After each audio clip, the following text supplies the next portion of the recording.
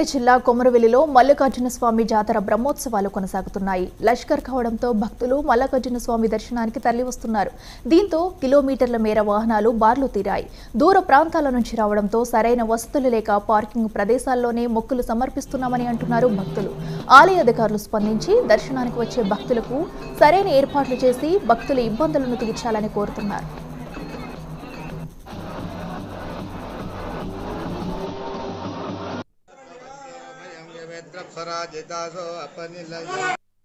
మల్లన్న జాతర అంటారు. ఇక్కడికి వచ్చినాకనే వేములవాడకైనా మేడారంకైనా పోవాల్సిన జాతరకు ఇక్కడికి వచ్చినాక చూస్తే కోనేరుకు వెళ్ళి స్నానం చేద్దామంటే కూడా వాటర్ లేదు. మేమంటే మగవాళ్ళం బయట ఎక్కడో స్నానం చేస్తాం, కానీ మాతోని మా పిల్లలు, మా తల్లులు, మా భార్యలైనా ప్రతి ఒక్కరు స్నానం చేద్దామంటే చాలా ఇబ్బందికరమైన విషయం. ఇక్కడ ఏ సౌకర్యం అసలు టెంపుల్కు సంబంధించిన సౌకర్యం అనేది ఏదీ లేదన్న. ఇక్కడ అసలు ప్రభుత్వం పట్టించుకోవడమే లేదు. ఓన్లీ వచ్చిందా డబ్బులు జేబులు వేసుకోవడమా తప్ప ప్రతి ఒక్కరు అధికారులైనా ఏది నిర్లక్ష్యమే.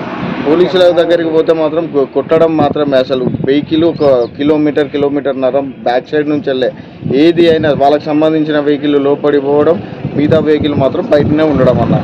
ఏది కరెక్ట్గా లేదు.